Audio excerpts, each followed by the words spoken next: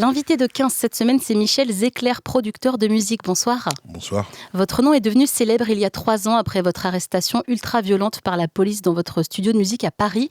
4 policiers sont mis en examen. À l'époque, vous aviez fait la une de Libération avec votre visage ensanglanté et ce titre, La nausée. Comment vous vous sentez 3 ans après ce que vous avez vécu ? Écoutez, comme je disais dernièrement, il y a des jours où j'oublie carrément ce qui s'est produit, et puis des jours où c'est comme si c'était hier. Donc, j'ai envie de vous dire ça va, mais c'est quelque chose qui est quand même gravé dans ma mémoire, et voilà. Avec le recul, quel mot vous mettez sur ce qui vous est arrivé il y a 3 ans ? Avec le recul, je comprends encore moins cette agression, vu qu'elle n'a pas de raison cohérente, mis à part le fait que les policiers ont dit qu'à la base, j'avais pas de masque, parce qu'à l'époque, le masque était obligatoire. Je n'arrive pas à avoir de raison valable, si ce n'est les insultes que j'ai reçues. Je me dis que c'était... Après, c'est vrai que ça se met en opposition avec le fait que ces messieurs portaient lui un uniforme de la République. Vous rentriez dans votre studio, en fait, on est pendant le 2e confinement, vous devez porter votre masque, vous ne le portez pas, et en fait, on vous interpelle alors que vous rentrez dans votre studio, donc il y a des gens qui viennent dans votre dos, à la base, vous ne savez même pas que c'est la police, en fait. Bah oui, à la base, c'est ce qui me révolte aussi dans tout ça, c'est parce qu'on parle beaucoup de refus d'obtempérer et tout ça, et souvent j'ai entendu 2-3 affaires où les gens disaient justement qu'ils n'avaient pas reconnu que c'était la police. Moi, je suis particulièrement sensible à ça parce que moi aussi également, j'ai mis plusieurs dizaines de secondes à me rendre compte que c'était des agents de police qui étaient en train de m'agresser. Parce qu'on vous tutoie, il n'y a pas de bonjour monsieur. Parce que c'est agressif tout de suite, parce qu'on me tutoie effectivement, il y a tout de suite un contact. Avant même que j'entende des mots, il y a un contact. On vous touche ? Il arrive dans mon dos, il me tient. Et c'est pour ça que la discussion était difficile, même si, malgré le fait que je me trouve dans cette situation-là, j'essayais d'avoir une conversation, essayer de comprendre ce qui s'était produit, ce qui se produisait au moment où il faisait justement cette agression. Vous avez fait un long post sur les réseaux pour l'anniversaire des 3 ans. Vous parlez de procédures qui s'éternisent, de travail de sape insidieux. De quoi parlez-vous précisément ? Vous savez, le temps de la justice est très long. Et finalement, je vois que ça peut aussi aller très vite, parce que lors du meurtre du petit Naël, et que des jeunes ont fait une manifestation, certains d'entre eux ont enfreint des règles, ont été jugés et condamnés très, très rapidement. En comparution immédiate. Et ils ont écopé de peines quand même très lourdes, compte tenu de ce qu'ils avaient fait. Et moi, dans le procès de mes agresseurs, ça fait 3 ans que cela s'est produit. Je vois que certains syndicats de police ou éditoriaux, j'ai entendu dernièrement Pascal Praud qui parlait avec un invité et qui a voulu parler de mon histoire, et Pascal Praud a tout de suite dit non, on ne parle pas de cette histoire-là parce que c'est pas jugé. Donc on ne parle pas de vous sur CNews. Ça, c'est pas trop le problème. Mais le souci, c'est que quand, moi, dans mon affaire, les policiers ont reconnu 90% des faits qui leur sont reprochés. La seule chose qu'ils ne reconnaissent pas, c'est les insultes à caractère raciste, parce que mes caméras ne prennent pas le son. C'est la seule chose qu'ils nient aujourd'hui. Donc, je pense qu'on peut parler de cette histoire, vu que les policiers ont reconnu les faits de toute façon. Et donc on sent bien que ce travail de sape, ce travail de censure, entre guillemets, sur mon affaire, émotionnellement, ça prend une distance. Et les gens, parfois, se mettent à oublier ce qui s'est produit. Et voilà, c'est pour ça que pour moi, c'était important de noter les 3 ans de cette date, quoi. Où en est l'enquête à ce jour ? Va y avoir un procès ? Vous avez une date ? Alors non, je n'ai pas de date.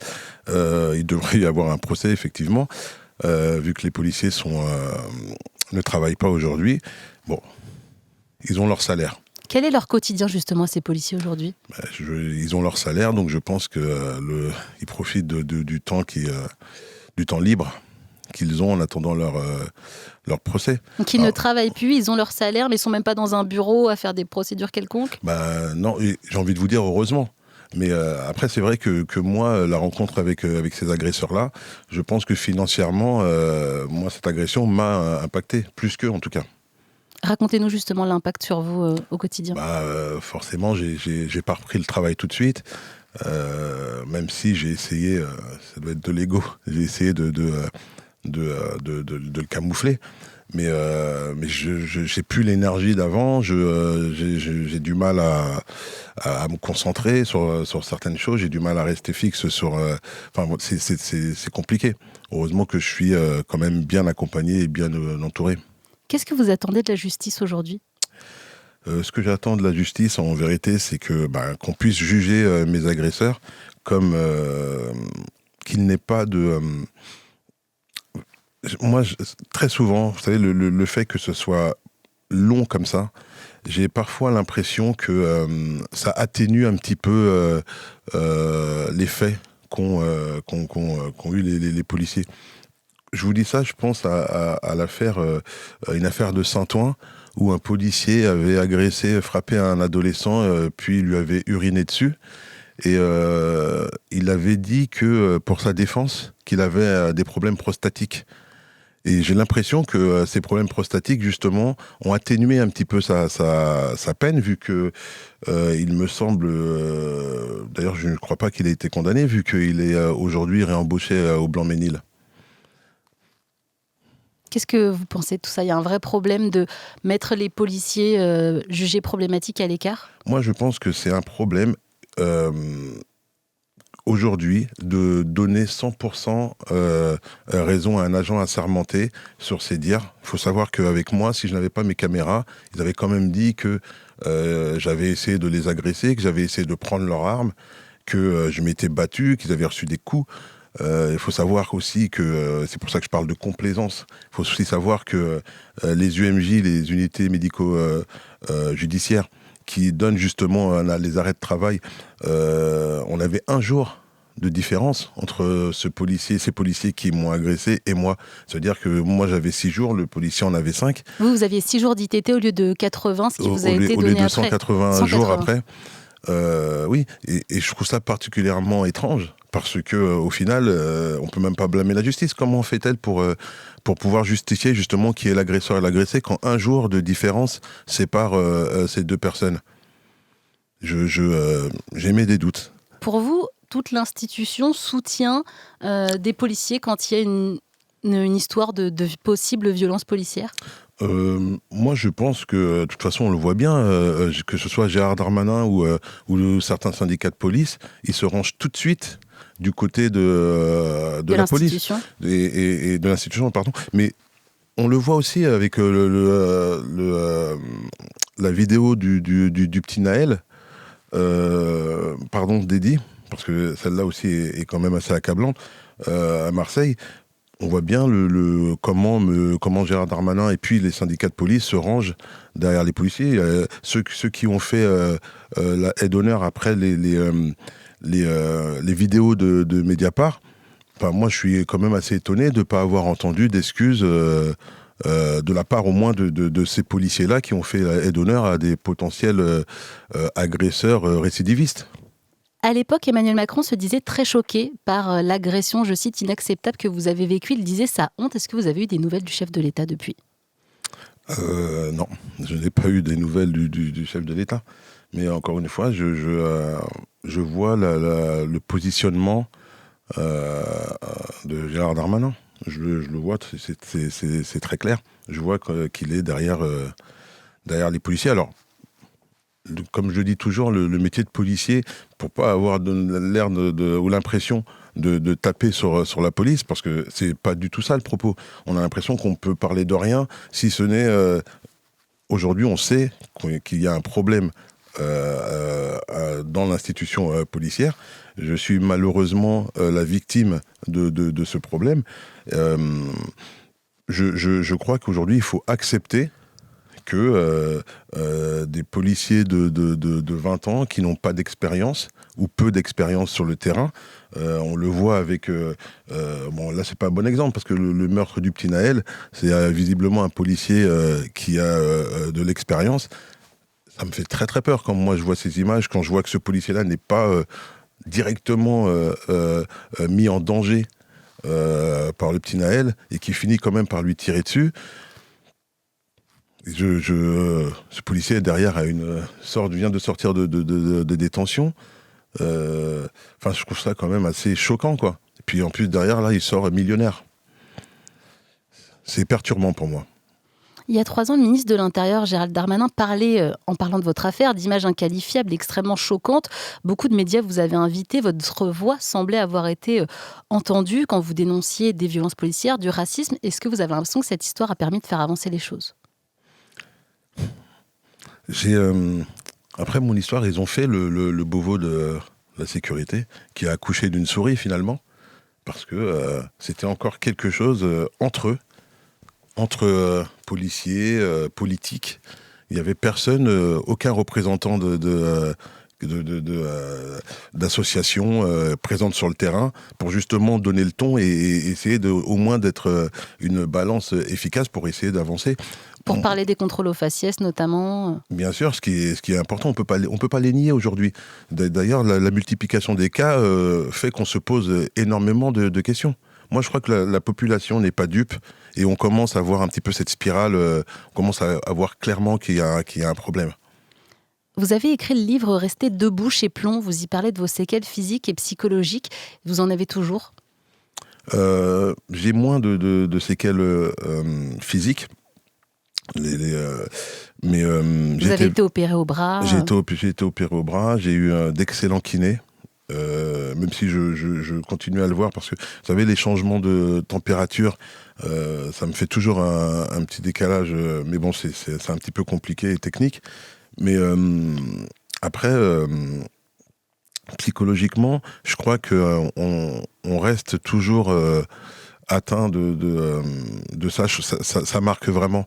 Et moi j'essaye souvent de me contenir là-dessus, mais c'est vrai que si on m'en parle, je suis pas insensible à ça. Je sens bien que c'est quelque chose qui me pèse beaucoup. Je suis pas forcément à l'aise lorsque je croise aujourd'hui des policiers, alors que ça devrait être tout l'inverse. On devrait tous se sentir en sécurité. Mais vous savez, des gens qui n'ont pas subi d'agression aujourd'hui, beaucoup ne se sentent pas forcément à l'aise lorsqu'ils voient des policiers. Ce qui ne veut pas dire que on est contre la police ou quoi que ce soit. On en a besoin. Donc je sais pas comment le dire. On en a besoin. Sauf que on voudrait aussi que ceux qui ne respectent pas les règles qui sont censés appliquer, on voudrait qu'ils soient sanctionnés. Et pour ma part, c'est vrai que je me dis qu'un policier, il est responsable, il sait pourquoi il est policier. Forcément, s'il enfreint les règles, c'est qu'il sait qu'il enfreint les règles, et il devrait être puni beaucoup plus sévèrement qu'un citoyen lambda. Et j'ai pas l'impression que c'est le cas. À chaque fois qu'il y a des violences policières qui finissent souvent par un mort, souvent ce sont soit un arabe, soit un noir, et j'ai l'impression que les syndicats de police demandent encore plus de dérogations pour accentuer encore un peu plus cette violence, pour asseoir un petit peu. Je trouve pas ça normal, en fait. Vous êtes victime aujourd'hui de stress post-traumatique ? Bien sûr. Comment ça se manifeste au quotidien ? Comme je vous le dis, des fois, je sais pas, je vais être à une terrasse de café, ça m'est arrivé dernièrement. J'essaie de le cacher, mais je vois une sirène ou quoi que ce soit, des policiers qui s'arrêtent et qui sortent de leur voiture un peu... en soi, tout va bien, mais c'est vrai que dans mon corps, il se passe des choses que je n'arrive pas à comprendre, que j'essaye de maîtriser, et c'est pas très agréable. Vous parliez dans votre livre d'une hypervigilance, de la peur de subir des représailles de la part de la police. Vous ne donnez pas votre adresse, vous empêchez de voyager, de peur que des policiers mettent des choses dans vos bagages. C'est toujours le cas aujourd'hui ? Malheureusement, oui. Vous voyagez pas ? Non, très peu. Et vous cachez votre adresse ? Oui.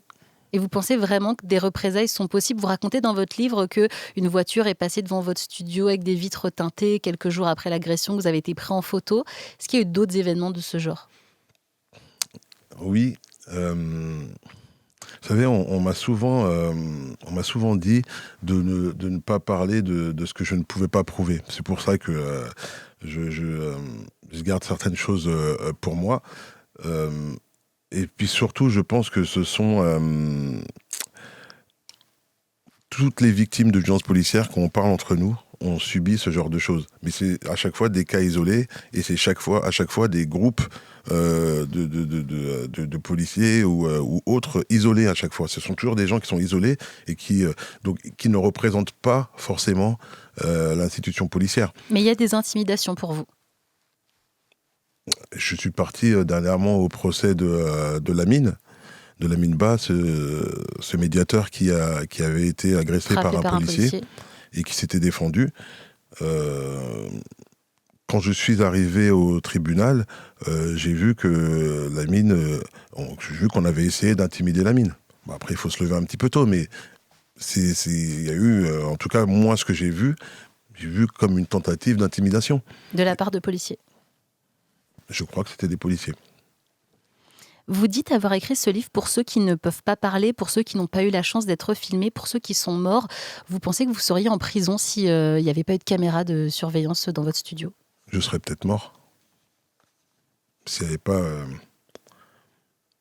avait pas ces jeunes-là qui sont montés à ce moment-là, j'aurais pas eu la force de tenir encore.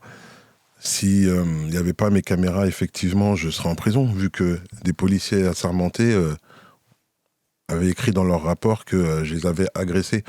Donc à partir de là, vu qu'on donne tout de suite la parole aux policiers, puis ils ont raison.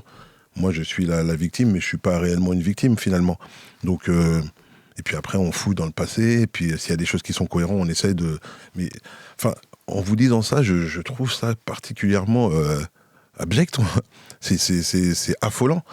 C'est-à-dire que les personnes qui sont censées nous aiguiller, nous amener devant, en tout cas amener des personnes qui enfreignent la loi devant le juge, c'est le juge qui fait, qui décide d'une sanction, pas les policiers sur place. Là, c'est l'impression que ça donne. On a l'impression que avant le jugement, il y a déjà un pré-jugement. Mais c'est pas pour ça qu'ils ont signé. C'est pas comme ça que ça devrait être fait. Sur Instagram, vous écrivez: le même procédé est à l'œuvre avec le jeune Naël. Certains brandissent ses origines, son attitude supposée. Pourquoi vous comparez votre histoire à celle de Naël? Je compare mon histoire à toutes les autres, en vrai. Parce que, vous savez, pour ça, encore une fois, il faut vraiment être clair là-dessus. Je ne fais pas de généralité. Mais il y a toujours, et c'est souvent le même groupement de personnes qui, à chaque fois qu'il y a des violences policières, tout de suite, avant d'essayer de comprendre l'histoire ou quoi que ce soit, il y a toujours des représentants des syndicats de police sur les plateaux pour pouvoir dénigrer la victime ou sa famille, ne pas respecter la mort de personnes. C'est compliqué. À côté de ça, on a quand même des policiers qui vont devoir vivre avec la mort d'un innocent sur la conscience. Donc je suis pas sûr que tout ce qui est fait, tout ce qui est dit, je suis pas sûr que c'est ça qui va remonter le moral des policiers, quoi. Est-ce que vous avez l'impression qu'en France, les politiques et les médias ont du mal à parler de violences policières, seulement à dire que ça existe? Oui, de toute façon, on le voit bien. Aujourd'hui, je crois que la population comprend ce qui se passe. Je crois que je me faisais cette réflexion. Je me disais que j'avais l'impression que je faisais moi-même partie du problème. C'est-à-dire, vous savez, ce ventre mou de la société qui sont conscients des problèmes qui peut exister, mais qui adoptent une position un petit peu retirée, un petit peu résignée. Et je crois que moi, je faisais partie de ces personnes-là aussi, parce que lorsque mon agression est arrivée, j'étais moi-même sidéré que cela puisse m'arriver. Donc, à partir de ce moment-là, Ben, je me dis que je suis persuadé qu'une grosse partie de la population ne sont pas d'accord avec le racisme dans la police. Ils ne sont pas du tout d'accord avec ça. Et je crois que ce ventre mou aussi est la solution. Parce qu'en vérité, c'est la majorité des personnes qui ne bougent que quand vraiment c'est inadmissible.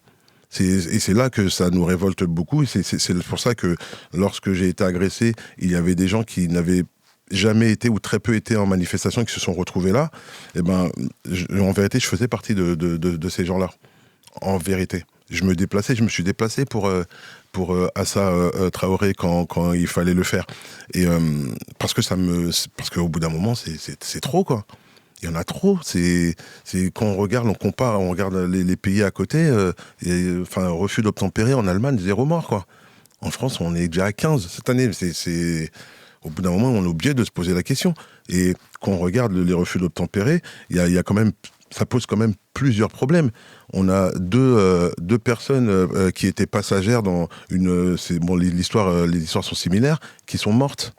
En vérité, c'est pas elles qui avaient commis le refus d'obtempérer. Ouais. Et pourtant, elles sont décédées aujourd'hui. Qu'est-ce qu'on dit ? Il n'y a pas de problème. Bien sûr qu'il y a un problème.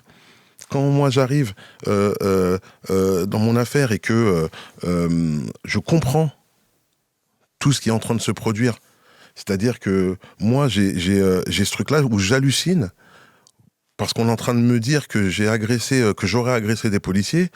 Moi, je suis complètement fracassé parce que ça tourne, en fait. Je rêve pas, en fait. Là, je saigne vraiment, j'ai vraiment mal. Je comprends pas cette douleur au bras, alors qu'en vérité, c'est juste que j'ai le tendon arraché, mais je le comprends pas. C'est une douleur assez particulière. Où on est, quoi, en vérité. Donc, on peut pas me regarder aujourd'hui en me disant, non, mais les violences policières, ça n'existe pas. Bah, alors, qu'est-ce que j'ai subi, moi, en fait ? L'agression que j'ai subie, quelle est-elle ? On me dit souvent, oui, mais on sait pas, on n'a pas le contexte, on ne sait pas ce qui s'est produit. Bon, pour moi, selon moi, dans la vidéo, on voit exactement ce qui s'est produit. Ce qu'il faut savoir, c'est qu'il n'y a pas eu d'interaction avant le moment qu'on voit. Parce qu'aujourd'hui, dans la procédure où j'ai toujours pas fait de confrontation, ça fait 3 ans, on a 3 versions de 3 policiers différentes. J'ai l'impression, quand je regarde les choses, j'ai l'impression de voir... c'est pas des déclarations de policiers là que je lis quand je vois ces choses-là. Je vois des gens qui essaient de s'en sortir c'est complètement fou, quoi. On arrive à donner du crédit à des gens qui mentent ouvertement. On a vu les vidéos, en fait. Vous pouvez pas me raconter... c'est-à-dire que j'ai rien envie de vous raconter. Regardez les vidéos. Au moment des faits, je me disais en moi-même, je me parlais à moi-même et surtout, j'avais absolument pas envie qu'on pense que j'étais agressif, parce que comme je suis grand, je suis costaud, donc c'est très facile, je lève la main, il est agressif, regardez, c'est un geste agressif. J'ai essayé de faire très attention, alors que les mecs, ils sont en train de me massacrer en face de moi. Vous avez eu le temps de penser à ça ? En fait, j'étais sidéré. C'est-à-dire que je subissais ce truc-là, je ne comprenais pas, j'ai vraiment le souvenir que je me parlais beaucoup, intérieurement, et à eux, j'essayais d'être le plus poli possible pour pas faire monter pour essayer de les calmer, en fait. Ce que eux sont censés faire. Moi, dans mon métier, je suis dans le rap, je suis dans la musique, j'ai réglé pas mal de conflits avec la parole, parce que finalement, c'était rien. Donc, même si c'est très grave ce qui est en train de se produire, peut-être qu'ils se trompent, peut-être qu'ils cherchent réellement quelqu'un, peut-être que ce quelqu'un a fait réellement quelque chose. Donc moi, je suis dans cette naïveté-là. Alors qu'au final, non. Ils ont juste vu un grand noir et ils se sont dit que j'avais quelque chose de louche, quoi. Et puis derrière, les insultes, je me pose plus trop de questions, quoi. Et elles ont été vraiment virulentes. Et puis après, quand on se fait braquer... moi, j'ai eu la peur de ma vie. Je vous dis, j'ai vraiment cru que j'allais mourir. J'ai vraiment senti ce truc-là. Il y a des choses que j'ai carrément du mal encore aujourd'hui à expliquer, parce que c'est profond. Il y a un racisme systémique dans la police pour vous ? Je pense que la multiplication des cas qui fait système, en fait, au final. Je ne sais pas si on peut parler de racisme d'État parce que les lois ne le sont pas. Je pense que je pense que le chemin que prend certains syndicats de police, Gérard Darmanin qui est en tête de liste et puis tout le monde s'y suit derrière, on voit bien que on défend un camp, en fait. Là, c'est ce que je vois. Moi, Gérard Darmanin n'a jamais eu réellement de mots. Enfin, après, moi, je suis la victime. Je prends ces mots d'une certaine manière. Les images, non, les images, c'est une chose. J'ai reçu les coups. Je me suis fait tabasser, en fait, par des policiers. Donc, les images en elles-mêmes, elles sont ce qu'elles sont. Mais j'ai pas reçu de mots personnels. Je sens bien que mon cas est dérangeant. Je sens bien que le fait que j'insulte pas les policiers est dérangeant. Je sens bien que le fait que je sois calme est dérangeant. Mais je veux juste qu'on me comprenne, en réalité. Parce que je suis très en colère. Je me suis fait tabasser pour rien. Je suis extrêmement en colère. Simplement, en criant, je ne crois pas qu'on peut avoir une discussion. Je ne crois pas que même là, si je criais, si j'étais énervé, on n'aurait pas envie de m'écouter. Moi, je veux qu'on m'écoute. Parce que je n'ai rien fait. Je suis un citoyen. Je rentrais chez moi et des gens qui ont vu un grand noir sont venus derrière lui et l'ont tabassé. Simple. Et ce sont des policiers. Qu'est-ce qu'on peut vous souhaiter pour la suite ? Du courage. Je crois que c'est ce qu'on a le plus besoin. Je ne vais pas me plaindre parce que j'ai vraiment beaucoup de gens qui me soutiennent. Je reçois régulièrement beaucoup de messages parce que y a beaucoup de gens qui finalement n'oublient pas. Ça me touche beaucoup. Je souhaite revenir comme avant. Je ne crois pas que ce sera possible. Mais d'être heureux, de sourire, de ressourire normalement, sans me forcer. Si vous pouvez me souhaiter ça, et puis après, je suis sur un spectacle, l'âge d'or du rap français, que je prépare là, et qui devrait voir le jour prochainement. Souhaitez-moi une réussite, que je puisse sourire. Merci beaucoup Michel Zecler d'être passé dans 15. Merci beaucoup.